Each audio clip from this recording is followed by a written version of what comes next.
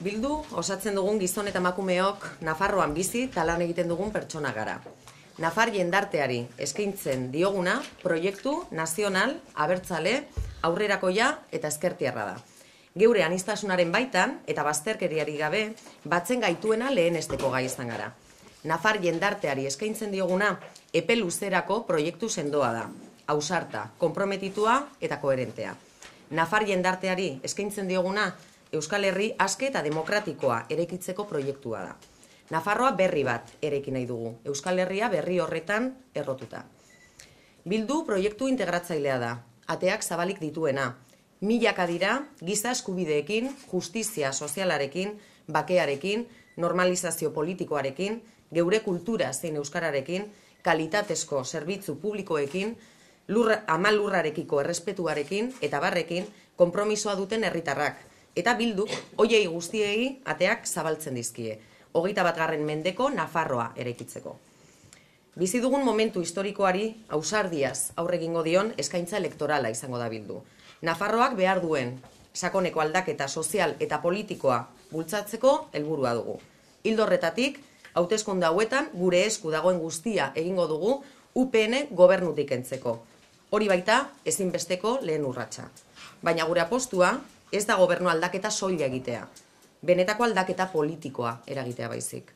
Nafarroan eta Euskal Herrian irekitzen ari den agertoki eta garai berria bultzatzeko eta sendotzeko asmoz.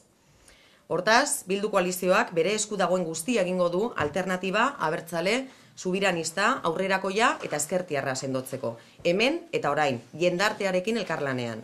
Izan ere, aldaketa sozial eta politikoa gauzatzeko, herritarren lana, implikazioa eta mobilizazioa ezinbestekoa baitira. Eta milaka herritarren atxikimendua dugula jakinda, maiatzeko hauteskundetatik aurrera aldaketa martxan jartzeko ezinbesteko lanabesa izango gara, zalantzarik gabe. Bilduren apostuak 3 ardatz nagusi ditu. Batetik, bakearen eta bizi dugun gatazkaren konponbidearen alde lan egitea eta normalizazio politikoa eta demokratikoa bultzatzea. Kontestu horretan, Gernikako akordioa dugu, gure erreferentzia markoa. Horren bestez, bertan zehazten den bide orria eta neurri guztiak Nafarroko parlamentura eramateko konpromisoa hartzen dugu. Bigarrenik, bestelako eredu sozioekonomikoa sustatzea, krisiari aurre egiteko justizia sozialean oinarrituz. Nafarroan eta Euskal Herri osoan, lan harremanetarako eta babes sozialerako marko propioa artikulatzea ezinbestekoa da. Arlo sozioekonomikoari dagozkion erabakiak hemen har daitezen, geure errealitateari, geure beharrei erantzun diezaioten. Bat egiten dugu horren bestez, Euskal Gehiengo sindikalaren aldarrikapenekin. Eta 3. apostua, 3. ardatza, lurraldetasuna, parte hartzea, erabakitzeko eskubidea. Euskal Herriaren baitan errotutako Nafarroaren alde lan egiteko konpromisoa dugu. Ildo horretatik, Euskal Herriaren artikulazio instituzionalari dagokionez, Euskal Herritarron eskubide nazionalak eta erabakitzeko eskubidea gauzatze aldera, Euskal Herriko herrialde guztien instituzionalizazio prozesua bultzatzeko konpromiso hartzen dugu. Ardatz horietatik abiatuz, Nafarroarekiko 10 konpromiso plazaratu genituen orain dela aste batzuk. Konpromiso horiek datozen 4 urteotan, Nafar instituzio guztioetan, abian jarriko genituen printzipioak zirela esan genuen orduan.